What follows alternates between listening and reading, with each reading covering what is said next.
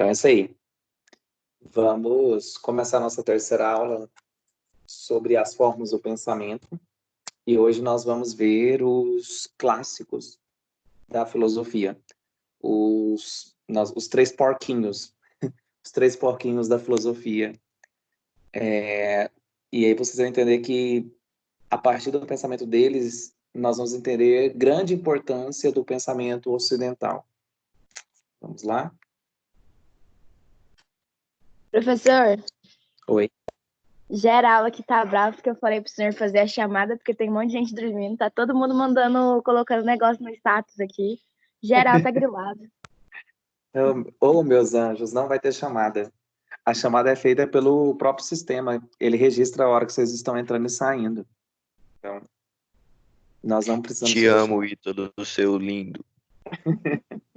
Falso. Vixe, começou, vai dormir de Todo novo. amor é falso. Vamos lá.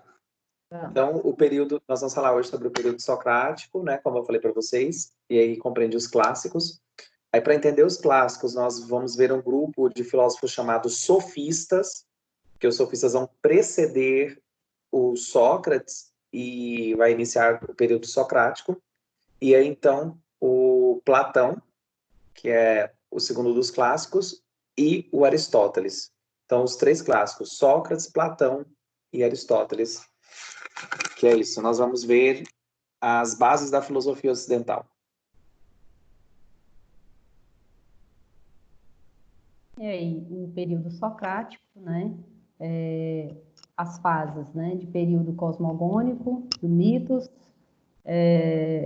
período cosmológico, que é o período pré-socrático, né? O cosmos estava no centro da discussão, e depois o período antropológico, né? Em que o homem vai estar no centro da discussão, que é o período socrático. Então, é essa passagem que a gente está vendo desde a aula passada, né? Então, o período em que os gregos predominantemente explicavam a realidade pelos mitos, depois eles passam a pensar a natureza, que é o período pré-socrático, e agora, no período socrático, eles vão pensar o ser humano. Pessoal, é importante entender aqui que quando a gente fala pré-socrático e socrático, não é necessariamente cronológico, e sim é característica. Como assim? Quando eu falo com o filósofo, ele é pré-socrático, ele nem sempre veio antes de Sócrates, tá? Porque tem alguns alunos que vão falar, pré-socrático é porque veio antes de Sócrates. Não, é porque a abordagem filosófica dos pré-socráticos era a natureza, mas tiveram vários pré-socráticos que vieram depois de Sócrates.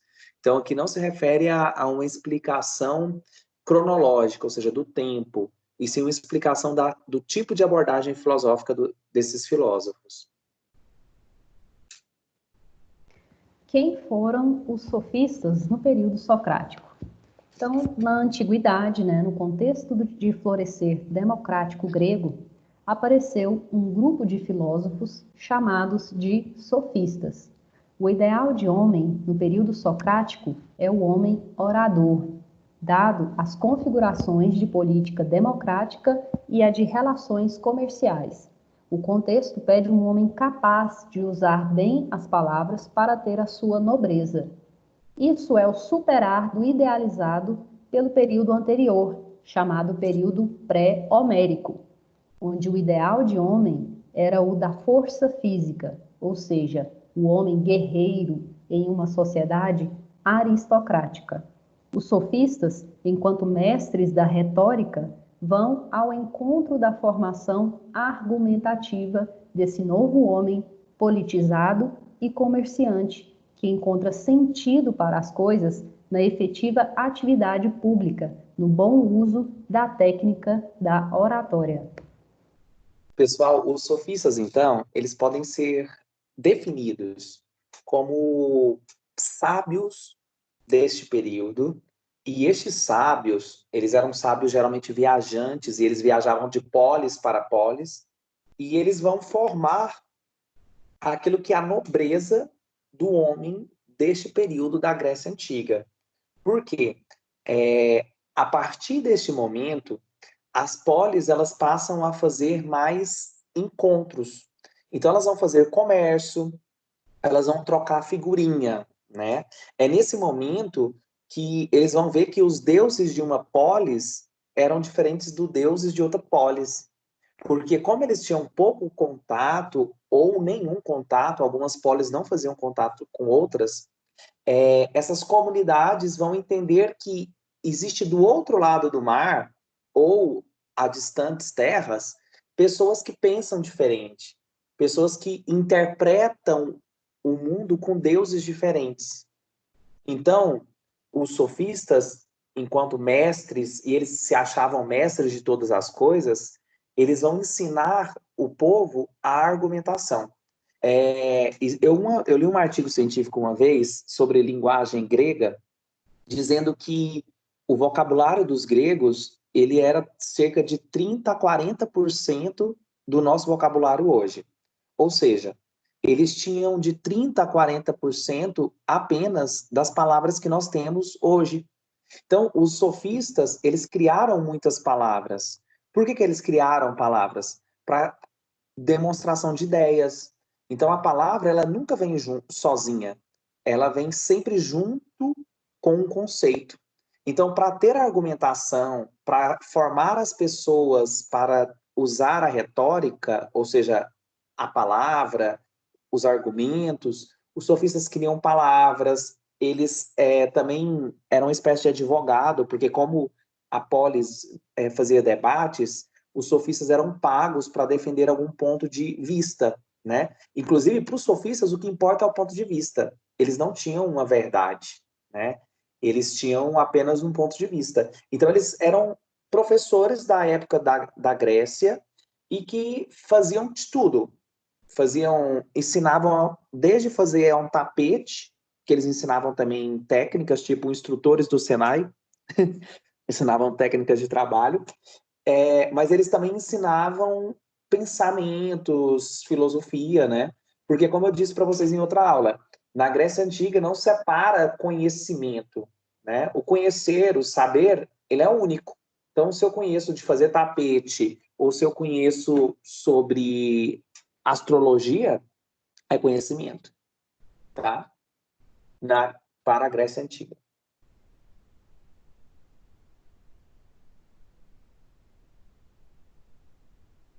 Vamos ver agora qual é a relação entre o Sócrates e os sofistas. O Sócrates, como vocês já sabem, ele é tão importante na Grécia Antiga que ele vai dividir a história da Grécia Antiga, né? Pré-socrático e socráticos, como é o Socrático que a gente está vendo agora. Então, o Sócrates era um dos sofistas, né? Por que ele era um dos sofistas? Porque ele era um professor também. O Sócrates, ele foi soldado em Atenas, ele foi escultor de mármore, que era a profissão do pai dele.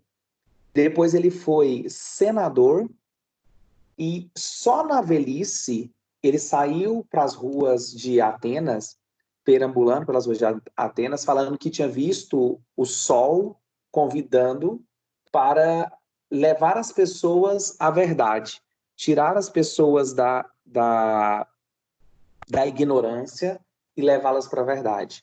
Então, Sócrates era um sofista que, depois de ter uma experiência como artista, como militar, como político, né, como senador, ele se torna, então, um professor de rua. Inclusive, tem vários relatos da esposa dele buscando ele na rua, porque ele não voltava para casa, ele só ficava na rua discutindo com sofistas. E tem histórias, tipo, esqueci o nome da esposa, mas ela batia nele de panela, jogava água quente, para ele voltar para casa. Então, assim, Sócrates era um velho louco que gostava tipo, o vovozinho que gosta de ficar no bar discutindo política, era Sócrates em Atenas. A principal diferença entre Sócrates e o sofista é a compreensão sobre a abordagem da verdade e dos valores.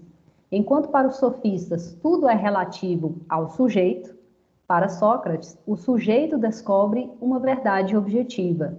Com isso, O debate sofista era pela erística, ou seja, uma disputa empregada com o objetivo de vencer uma discussão e não necessariamente de descobrir a verdade de uma questão, como propunha Sócrates no debate dialético. Outro mais é que, enquanto os sofistas comercializavam o saber, Sócrates condenava tal prática, defendendo que a filosofia deveria ser feita por genuíno amor e sem interesses. O Sócrates, ele criticava bastante os sofistas porque chamava eles de prostitutas da filosofia, porque eles vendiam o saber. Enquanto Sócrates fazia filosofia por amor. Então, os sofistas, eles cobravam, ou não necessariamente a moeda, às vezes era uma troca de favor mesmo, relações políticas, mas eles faziam o que o Sócrates condenava é a filosofia por ego, né? Uma filosofia pela vaidade. Então, enquanto os sofistas cobravam para dar, o Sócrates dava por prazer as suas aulas. Então, ele vai criticar os sofistas. O Platão, que é o discípulo de Sócrates, vai chamar os sofistas de malabaristas da verdade, porque vai dizer que eles não têm comprometimento com a verdade dos fatos. Eles eram apenas retóricos, eles falavam bem e manipulavam as pessoas com a fala. Qualquer semelhança com o político hoje é mera coincidência.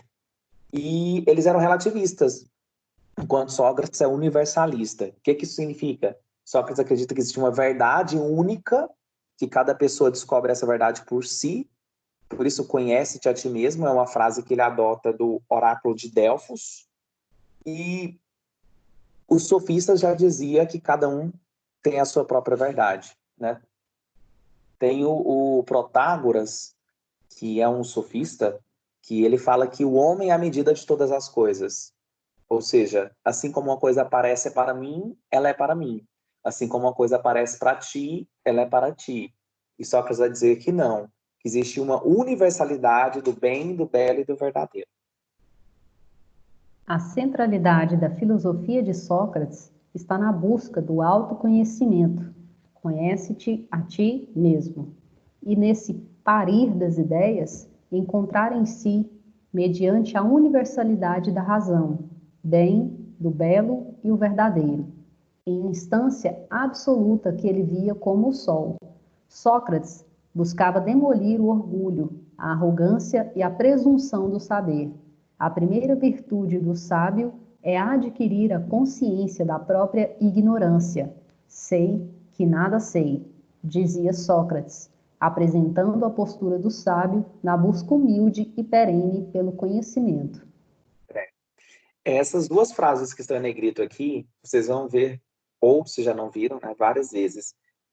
O conhece-te a ti mesmo é uma frase que ele adota do oráculo de Delfos, que inclusive no oráculo de Delfos uma profetisa fala que ele é o maior dos sábios e ele não concorda, e ele então vai atrás de todos aqueles que ele considera sábios em Atenas. Então, o primeiro que ele procura são os artistas, que ele admirava os artistas. Chega lá, os artistas têm muita vaidade. Aí ele vai atrás dos políticos, os políticos também cheios de vaidade. E então ele sai procurando várias pessoas, procurando os mais sábios, e aí ele vai falar assim, realmente falta nas pessoas humildade, né? Porque o verdadeiro sábio é aquele que reconhece que nada sabe. Por isso só sei que nada sei. Porque a partir do momento que eu não sei de um assunto, que eu sou capaz de pensar sobre ele e poder conversar sobre ele. Se eu digo-me sábio, como os sofistas faziam, né? Se eu vou discutir com alguém que já sabe do assunto, o assunto não vai ser desenvolvido a caminho de uma verdade ou do conhecimento, mas sim de uma vaidade, de uma prepotência. Por isso que o Sócrates implicava os sofistas, falava assim, você está querendo falar de justiça, de política? Você não conhece nem a você mesmo, conhece a ti mesmo, né? E quando ele fazia perguntas, que é a parte do debate dele chamado de ironia, ele fazia perguntas para que o outro reconhecesse que não sabia do assunto. E aí, várias vezes, o Sócrates, a gente pega os diálogos, o Sócrates não escreveu nada. Tudo que a gente sabe dele é escrito por Platão. Então, quando você pega os diálogos de Sócrates, que é escrito por Platão, você vê que ele implica os sofistas e muitas vezes não afirma nada. Ele só faz perguntas, levando as perguntas os sofistas terem reflexões sobre aquele assunto e tirar as conclusões. Por isso o parir das ideias, que é uma clara referência à mãe dele, que era parteira. Ele fala assim, como minha mãe não gera o filho, mas ela provoca o parto das ideias, o filósofo também não é dono da verdade. Ele leva o outro a descobrir em si mesmo o conhecimento e a verdade. Que para Sócrates é um conhecimento absoluto. Só que o Sócrates foi condenado à morte. Sócrates foi acusado pelo Tribunal de Atenas de corromper a juventude ateniense por suas ideias, apresentarem uma infidelidade aos deuses e à política democrática. Assim, suas críticas apresentavam um risco para a manutenção da ordem da polis, cidade. Sócrates dizia que tinha um daimon interior, um gênio que o instruía. Contra a democracia, apresentava uma política que fosse advinda meramente da sabedoria e não do povo. O Sócrates, ele dizia, olha, todos os clássicos, pessoal, isso cai inclusive em várias provas externas, vestibular, os clássicos, Sócrates, Platão e Aristóteles, nenhum deles são a favor da democracia. O Aristóteles fala que a democracia pode até dar certo, mas o Sócrates e o Platão são ferrenhos em dizer que a democracia na sua origem, corrupta. Por quê? O Sócrates ele fala o seguinte, se meu sapato está estragado, a quem eu devo procurar? Um sapateiro? Então, por que os problemas da cidade eu procuro a opinião de todos ou de qualquer um? Que aí a gente falou na aula passada que a democracia era realizada por homens maiores de 21 anos, filhos de pais atenienses, enfim. Então, o Sócrates critica a democracia porque ele diz que a democracia não é um sistema que leva à verdade, ou a melhor opção, porque ele pega pela opinião, que o Sócrates chama de doxa, no grego, opinião. E a verdadeira política tem que ser advinda dos sábios. Então, ele já defende uma sofocracia. O que é sofo, sábio? É um governo onde que os sábios governam. E o Platão vai pegar isso e vai defender a teoria do rei filósofo, que nós vamos ver agora. Então, para fixar aqui do Sócrates, o Sócrates é condenado à morte porque ele critica a democracia, ou seja, ele critica a política ateniense, e ele critica a religião ateniense, que eram os 12 deuses do Olimpo, porque ele fala que acima dos deuses estava a verdade. Porque se os deuses entram em contradição, significa que os deuses não têm a verdade, né? Então ele fala que existe uma verdade, que é o daimon, que é um gênio que está dentro de cada um de nós, que é a verdade interior.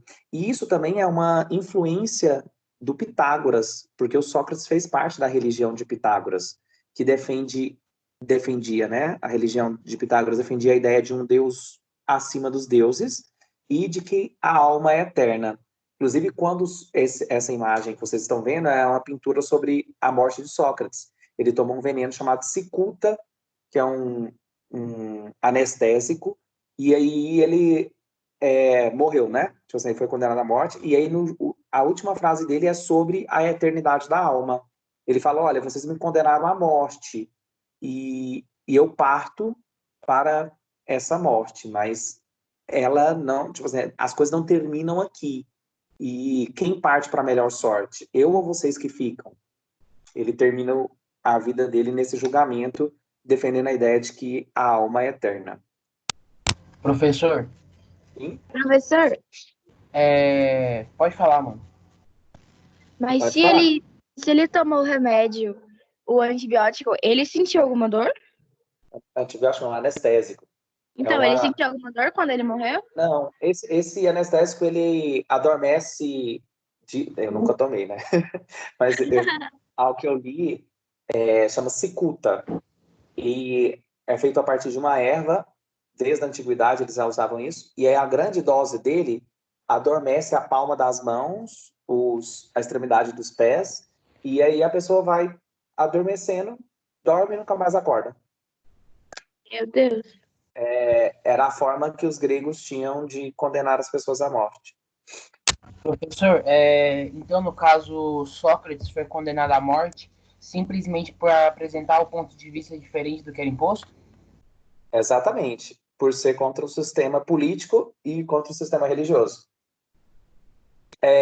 Existe, pessoal, várias semelhanças em frases que Sócrates falou e que Jesus repetiu, né? Lembrando que Sócrates é 3 séculos antes de Cristo. E existem vários estudos, vocês podem dar um Google aí, a semelhança da vida de Sócrates com a vida de Jesus. Não sei, mas provavelmente, pelas algumas frases que Jesus disse, ele leu alguma coisa referente a Sócrates, né? Jesus era um grande estudioso e tem frases, por exemplo, não se põe vinho velho vinho novo em potes velhos, né?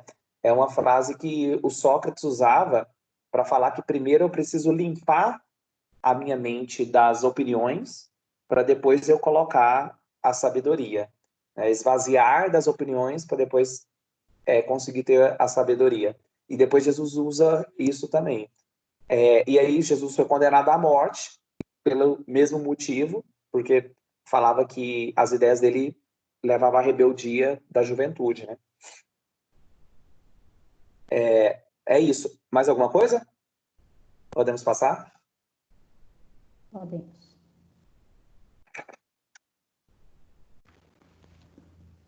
Platão e o mundo das ideias. O filósofo considera uma duplicação da realidade composta pelo mundo das ideias e pelo mundo dos sentidos. O primeiro é imaterial e inteligível, o segundo, sensível, material e físico. Pessoal, vocês lembram que nós falamos do mito de Prometeu, que falou de soma, corpo e psique, mente, alma? O Platão, ele vai ser influenciado pela cultura grega para defender que existe dois planos. O mundo é dividido em 2 planos. O mundo físico, que é esse que a gente toca, percebe pelos sentidos, né, pela visão, tato, paladar, e o mundo inteligível, que é o que a gente atinge pela inteligência, que seria aí o chamado mundo das ideias.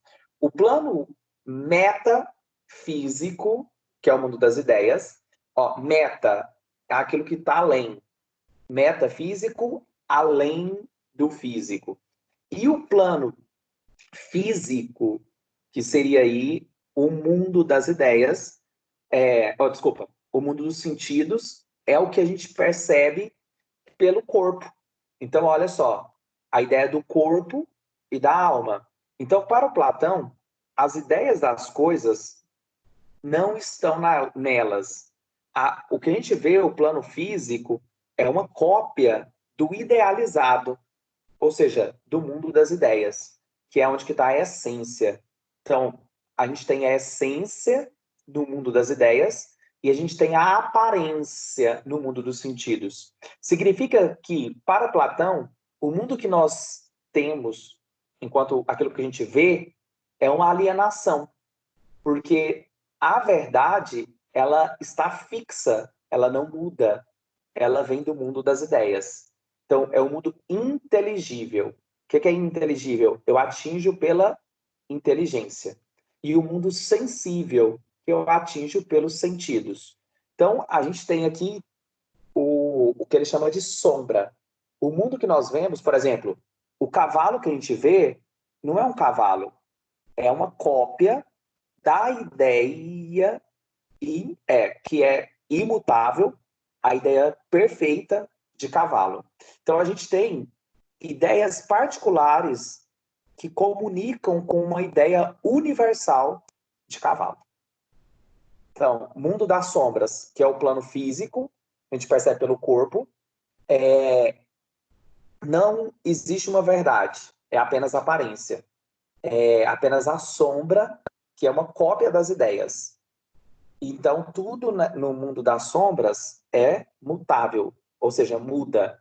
E no mundo das ideias, tudo é fixo. Aqui ele está resolvendo um problema de dois pré-socráticos que nós falamos na última aula. Um é o Parmênides. O Parmênides que fala que tudo é perfeito, que tudo é fixo. E o Heráclito, que fala que não se volta duas vezes ao mesmo rio, pois todas as vezes que eu volto ao rio, nem o rio é o mesmo e nem eu. Então, é que tudo muda. Então, o Platão está resolvendo com essa teoria aqui o impasse de Heráclito e de Parmênides. Ok? Entenderam o mundo das ideias? Professor, Sim. o mito da caverna, ele exemplifica essa questão de Platão, né? Espertinha. O mundo da caverna, o mito da caverna é o que está vindo agora. Exatamente. O mito da caverna, ele está falando exatamente dessa teoria. Ó, fora da caverna, onde que nós temos o sol é a representação, como vocês viram lá no Sócrates, o sol é a representação da verdade. Fora da caverna, nós vamos ter o plano metafísico. Dentro da caverna, nós temos a sombra da realidade. Nós não temos a realidade. Nós temos aqui prisioneiros, que somos nós, que vivemos dentro da caverna, alienados, enxergando a manipulação de coisas que são cópias imperfeitas do que é de fato a verdade. Ou seja, para Platão, nós não temos a verdade, nós temos a representação distorcida da verdade.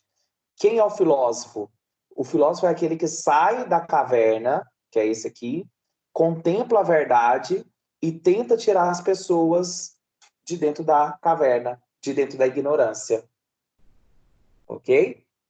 Então, para Platão, o mundo da caverna é um mundo sensível, que é a ideia do que eu percebo pelo corpo. Então, os meus sentidos, aquilo que eu vejo, aquilo que eu toco, o que eu percebo, é uma enganação, porque faz parte da alienação. É onde as pessoas, dominadas pelos desejos e pelas paixões, por isso que ele fala que eu tenho que negar o corpo e usar a inteligência, ou seja, mais uma vez, voltando lá ao mito, corpo e alma.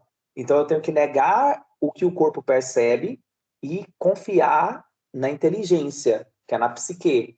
Isso, pessoal, nós vamos ter lá na Idade Média algo chamado negação do corpo em nome da santidade, né? Que fala, olha, o que importa não é o corpo, e sim a alma. Então, você tem que mortificar o corpo. O jejum, a penitência, da Idade Média, que a religião fundamenta, é uma condição do Platão, é uma condição já defendida do Platão como purificação de virtude, né? A Idade Média vai chamar de santidade, o Platão chamava de virtude. Pessoal, até aqui tudo bem? Sim. Quer colocar alguma coisa? Podemos seguir? Porque a gente tem muita coisa. Podemos. Pode, Platão e o mundo das ideias. Rei filósofo. É o ideal de governante. A cidade precisa ser governada com sabedoria, e o filósofo seria a classe mais preparada para isso. A cidade deveria ser dividida em 3 classes, conforme a virtude de cada pessoa. Virtude essa que se descobria pela educação. A classe dos filósofos, os governantes, a dos guardiões, que seriam guerreiros e militares, e os trabalhadores. As mulheres, no meio social, deveriam ter o mesmo direito dos homens, tendo acesso ao estudo de filosofia e matemática na academia. Pessoal, o Platão ele fundou uma escola filosófica chamada Academia, ao qual ele pretendia ensinar o exercício da matemática e da filosofia como maneiras das pessoas melhor viverem na polis. Então, era uma escola que ensinava aquilo que nós chamamos de cidadania, ou seja, como viver na cidade. E algo muito interessante é isso aqui, ó. a sociedade grega era misógina, defendia a inferioridade da mulher, e o Platão era o único filósofo naquele período que ensinava matemática para as mulheres. E ensinar matemática era algo já extraordinário, porque as mulheres elas não poderiam nem participar dos debates públicos. Então, o Platão, ele na academia, ele oportuniza que as mulheres sejam consideradas gente, coisa que não era costume na sociedade misógina grega. Pena que na cristianização do pensamento dele, isso foi descartado, né, na Idade Média. Então, a teoria do rei filósofo é essa. Ele defende a ideia de que nós temos uma hierarquia da razão sobre as emoções e os desejos. Então, a cabeça representa a razão, o peito, o tórax aqui, simboliza a cólera, o irascível, os desejos é representado pelo estômago e pelas genitais. Então ele fala que assim como tem uma hierarquia do corpo, a cabeça está acima do coração, ou seja, a razão tem que estar acima do irascível e a cabeça tem que estar acima dos desejos. Então quer dizer que assim como a cabeça controla o corpo, controla os desejos, os instintos, é preciso que exista uma classe que controle as outras. E aqui, como, né, nós temos que entender o filósofo pelo seu contexto, ele defende a ideia de que algumas pessoas nasceram para mandar e outras para serem mandadas. E quem que deve mandar? O filósofo. Porque ele vai ter mais condições de tirar as pessoas da caverna, uma vez que ele já saiu da caverna, na teoria dele. E então quer dizer que a teoria política dele é uma teoria aristocrática, ou seja, o governo de alguns. Toda a filosofia de Platão é fundamentada em uma verdade única e absoluta, constituindo assim, na história da cultura ocidental, um desejo filosófico e religioso por buscar um ideal igualmente absolutista. As escolhas humanas, em consequência desse marco no pensamento, estão condicionadas ao violento processo de buscar se encaixar em modelos de todas as coisas, cabendo nessa máxima a beleza, amor, moral, religião, entre outros. Pessoal, a teoria de Platão, como vocês viram, ela é idealista, né? Tem aqui o mundo das ideias, é onde que é o ideal, né? Tem o ideal de corpo, o ideal de homem, o ideal de felicidade. Então, nessa construção aqui, a procura humana é de olhar para o idealizado e quanto mais eu me aproximo do ideal, ou seja, da ideia da coisa, melhor é. Mais perfeito será. É negar aquilo que o corpo sente e pensar, buscar a reflexão, que ele chama aí do exercício constante da razão, para atingir o bem, o belo e o verdadeiro, o sol da verdade. Ou seja, sair da caverna. Então, nós podemos entender que essa verdade única, absoluta, idealizada, é o que vai atravessar toda a teoria de Platão, né? Tipo, o ideal político, o ideal, tudo o ideal. E nós, enquanto ocidentais, por exemplo, na Idade Média, esse pensamento de Platão vai ser pegado por Santo Agostinho em um livro chamado Cidade de Deus. Ele vai pegar os mesmos argumentos de Platão sobre a ideia de que existe um absoluto, uma ideia, para falar que existe Deus enquanto a verdade, e essa verdade, que é Deus, ilumina os homens sobre o ideal. E depois, com essa teoria aqui, ele vai estar falando que existe, então, céu e terra. Céu e terra. Então, para Santo Agostinho, cristianizando Platão, lá na Idade Média, no movimento chamado patrística. Significa, pessoal, que o modelo, o ideal de mundo das ideias que era para Platão é convertido em vontade de Deus na Idade Média. Mas mesmo hoje, na Idade Moderna, nós ainda vivemos sob a ditadura dos modelos, né? Nós procuramos o corpo perfeito, nós procuramos o modelo de estudante, né? Como ser o melhor, e aí para ser o melhor, para ser bom, eu fico procurando modelos, né? Como se fosse o mundo das ideias. Olho lá para a ideia da coisa, qual que é o idealizado sobre ele, ela, e aí eu, então, vou me adequando naquilo que é físico ao que seria o modelo ideal. A palavra amor platônico, né? Não sei se vocês escutaram essa expressão, amor platônico, é a ideia de um modelo idealizado de amor, onde que o sujeito ele não ama o outro, mas ele ama a ideia que ele inventou do outro, né? Beijo lá para Marília Mendonça.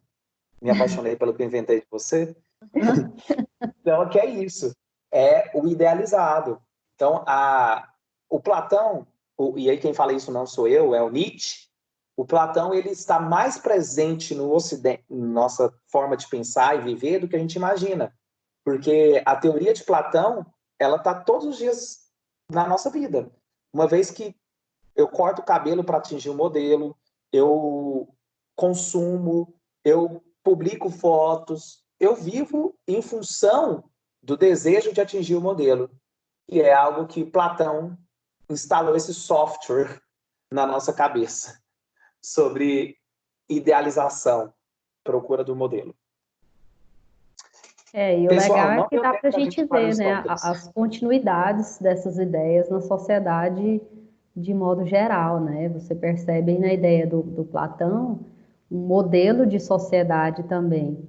E sempre quando a gente vai discutir sociedade, discutir política, a gente percebe que existem essa construção do ideal, né? Desconsiderando a realidade, né, material que a gente vive, social, econômica. Então, em todas essas discussões, é interessante a gente conseguir fazer isso, né? Perceber como Platão, as ideias do Platão ainda estão influenciando vários âmbitos da nossa vida em sociedade, né? A negação do corpo, né? A negação do corpo e a procura do modelo. Por exemplo, quando eu faço uma dieta ou faço uma hipertrofia, eu faço uma musculação para violentar o meu músculo para chegar ao modelo de corpo, é o que Platão estava ensinando. Nega o corpo, busca o ideal. Aí, quando você falou, Camila, eu lembrei do Hegel e do Marx, né? Idealismo e materialismo. O idealismo, que é o que o Hegel defendia, é a sociedade formada a partir do mundo das ideias. É o idealizado. E o Marx vai falar que a realidade, na verdade, se dá pelas relações materiais, né? Da produção da matéria. Isso. E aí a gente vai entrar na próxima aula do Aristóteles. Que aí o Aristóteles vai deixar de lado esse componente do ideal e vai observar o real, o material. Aristóteles e o mundo da experiência. Camila, eu acho que não vai dar para a gente... Não vai dar, né? Deixa eu ver aqui. Não, porque a aula hora, já né? acabou. Mas a aula que vem a gente termina o Aristóteles para a gente começar o próximo capítulo. E do Platão, uma coisa que eu esqueci de falar, Platão é apelido, viu, gente? O nome dele é Aristófanes. Ele chama Platão por causa do apelido de Peitão, que ele tinha o peitoral largo. Ele era, como ele foi soldado ateniense, inclusive alta patente, ele tinha o corpo bem fisiculturista. Claro que o fisiculturista dele não é o mesmo nosso, mas ele tinha o peitoral largo, por isso que é chamado de Platão, peitudo. Tô me sentindo iludida agora. Aristófanes, o nome dele. Platão é apelidinho. Peitudo. Só uma curiosidade. Pessoal, alguma dúvida? A gente ainda tem algumas coisinhas do Aristóteles. A gente fala na próxima aula. Dúvidas? Alguém acordado? Dormiram todos. Não, Todo mundo dormiu? Estamos aqui. Tá tudo aqui. Ó, comecemos a chamada. Tô brincando. Então é isso, pessoal. Nenhuma dúvida mesmo? Vocês entenderam? Teoria do mundo das ideias, Sócrates. Entenderam? Acho que sim. Sim, professor. Sim. Aham, sim.